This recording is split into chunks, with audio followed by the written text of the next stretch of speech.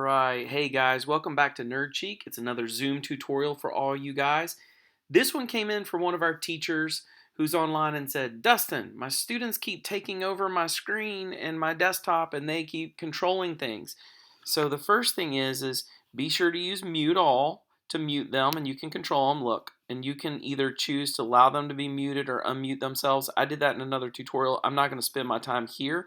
You can also set that up in the meeting settings to be able to control that, but I do it from the beginning. Just hit mute all, and then boom. If you want them to be able to unmute themselves, you can click this, but for me, I turn it off, continue, and now I unmute them. I control who gets unmuted after they say something in the chat. The second thing is, how can you control sharing your desktop? Well, look, right down here at the bottom, it says share. Go to this little arrow beside it and click that, and then there's advanced sharing options. Watch this. Inside of here, you can choose that one participant can share at a time, so click that, and then look, who can share? Only host.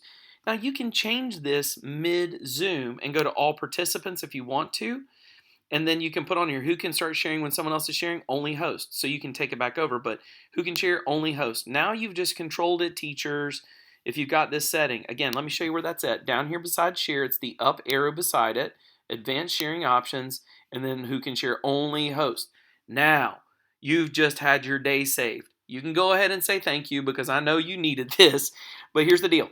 I need you to do something for me. Go in and like this channel, subscribe to this channel. We need your followership and your friendship. Put a great comment in here if this helped you. And then, of course, be sure to keep your eyes open for more tutorials because we have a ton of them for Zoom and other things. And if you need a tutorial to help you as a teacher, as a pastor, as a business leader, or whatever, just let us know. You can put it in one of the comments and we will see that, respond to it, and get you one done just like this one. All right, you guys have a good one. Blessings.